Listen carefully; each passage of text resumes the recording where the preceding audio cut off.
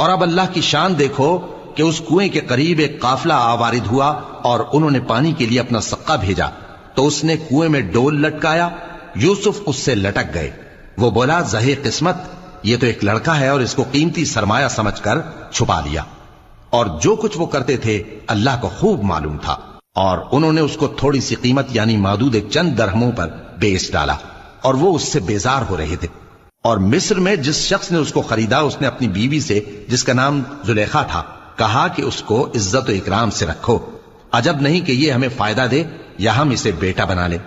اس طرح ہم نے یوسف کو سرزمین مصر میں جگہ دی، اور غرض یہ تھی کہ ہم ان کو خواب کی باتوں کی تعبیر سکھائیں، اور اللہ اپنے کام پر غالب ہے لیکن اکثر لوگ نہیں جانتے۔ اور جب وہ اپنی جوانی کو پہنچے تو ہم نے ان کو دانائی اور علم عطا کیا، اور نیکوکاروں کو ہم اسی طرح بدلہ دیا کرتے ہیں۔ اور جس عورت کے گھر میں وہ رہتے تھے اس نے ان کو اپنی طرف مائل کرنا چاہا اور دروازے بند کر کے کہنے لگی یوسف جلدی آؤ۔ انہوں نے کہا کہ اللہ پناہ میں رکھے، وہ یعنی تمہارے میاں تو میرے آقا ہیں، انہوں نے مجھے اچھی طرح سے رکھا ہے، میں ایسا ظلم نہیں کر سکتا، بے شک ظالم لوگ فلاح نہیں پائیں گے۔